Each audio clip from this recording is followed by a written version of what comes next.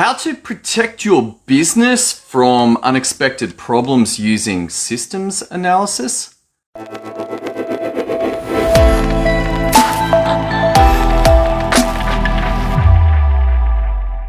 What am I talking about here? Well, it's been a very interesting day. So today is the first of a 3-day workshop that I have done for the last couple of years, and it is called the Fact Map Experience.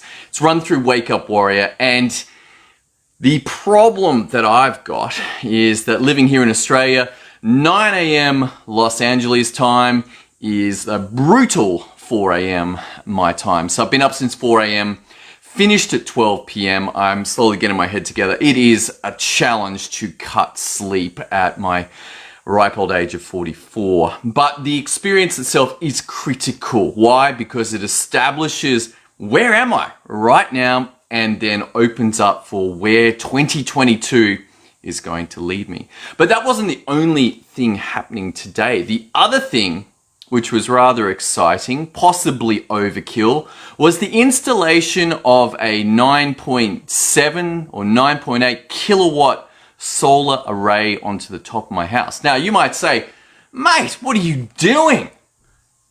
What is this, like the 21st century? How come you haven't got solar? Well, the crazy thing is we actually already have a 6 kilowatt solar system on there, and we still have enormous bills. And you might think, well, what's going on? Well, number one, pool. Number two, Ethereum mine. Number three, general excessive usage. I don't know what's going on, but our bills still remain really high. So much so, my wife has spent considerable amounts of time going, dude, is the solar even working? And I'm like, it is. We just consume so much power that it's worthwhile putting a second solar system on. So now we got 2 solar systems on the roof. Excited to finally see my bills come down. What is really cool is that this is an expected return on investment of around 25 to 33%. It should pay itself off in 3 to 4 years. Solar panels on the roof, paid off 3 to 4 years. After that, next 25 years, it continues to develop electricity for my family. But that's not its only use. You see, recently we had storms come through, knocked out the power, and our neighbors didn't lose power. Why? Because they had a battery. And you see, what I am planning for is to install a battery in addition to the solar panels to ensure a backup system exists. Why would I do that? Well, just in case you haven't noticed, there has been some severe disruptions to supply chains, to generally getting stuff done. And the model of the 80s, the 90s, 2000, 2010 of lean manufacturing, its weakness is exposed. You see, lean manufacturing works very well on just in time, but that assumes that everything that gets everything just in time works. And that is no longer applicable. So your systems in your business are dependent on other businesses having their stuff together. And it's not even that their stuff is together, it's just uncontrollable events now starting to cause more and more problems. So I want backup. I want a secondary system. I cannot control what goes on out there on the main electricity grid. And so getting solar plus a battery gives me a backup, and I'm willing to pay for that, even if it is higher priced than the electricity from the grid. Why? Because there is problems with trust. And this is worth thinking about. Why? Because my house is rural. So when the electricity stops, it doesn't just stop the lights and the dishwashers and the computers, it also stops the water pumps. So electricity to me is critical. And there will be systems like this in your business that appear to be independent of the rest of the world, but they are not.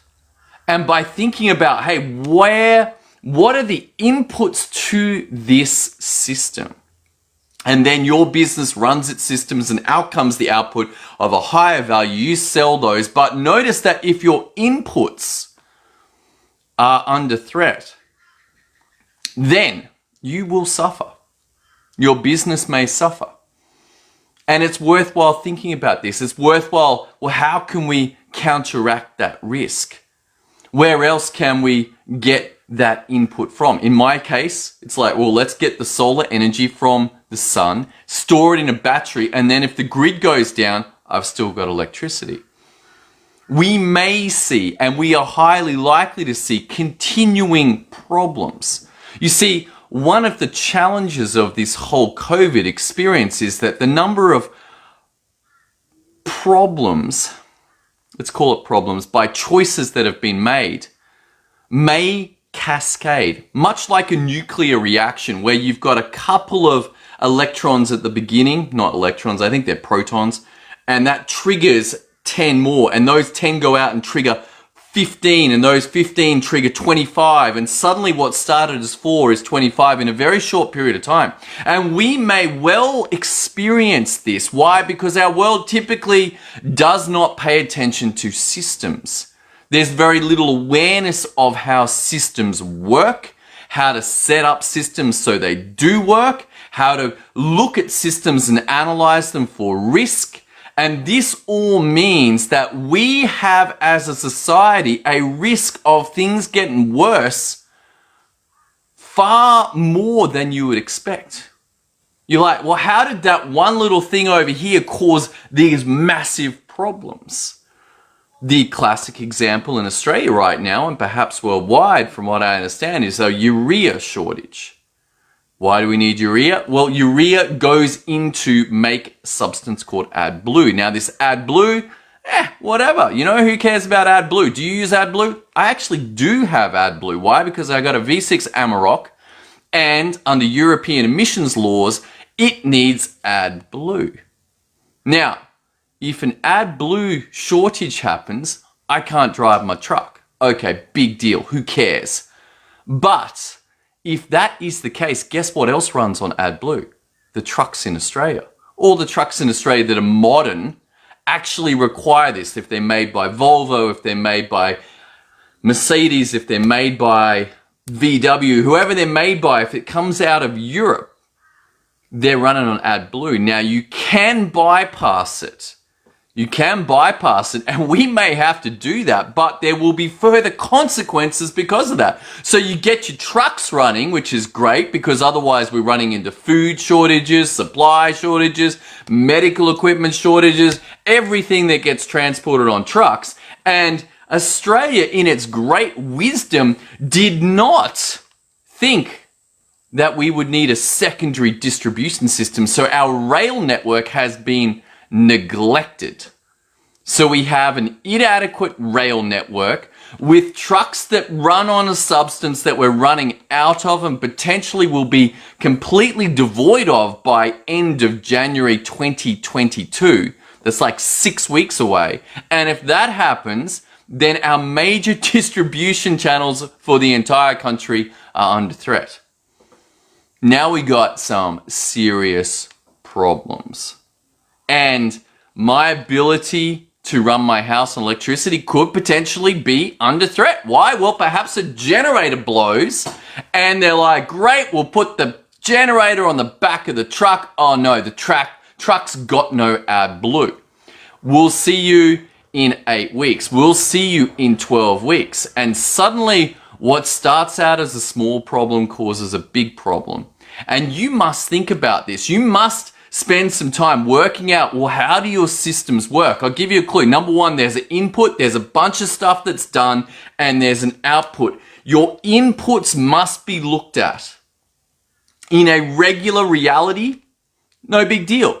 You can expect those inputs to come in with regularity, on time, on schedule, but we are not living in that world anymore. We got some problems coming. And so you need to consider the inputs if they're not available. How are you going to deal with that? How are you going to cope with that? Can you re-engineer the system? Can it use a different input? Can you source locally? What are you going to have to do in order to keep your business running?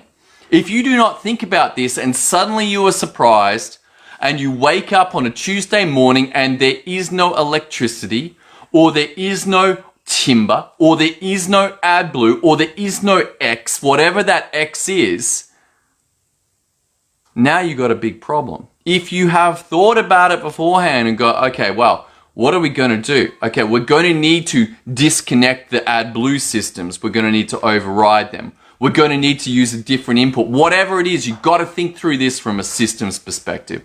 All right, that's all I got for you today. I hope you're having an awesome day. Do consider what risk you have and what you can do to get on point and manage that risk. Look forward to seeing you on the next episode as we continue this journey into the power of systems, create results. See you then.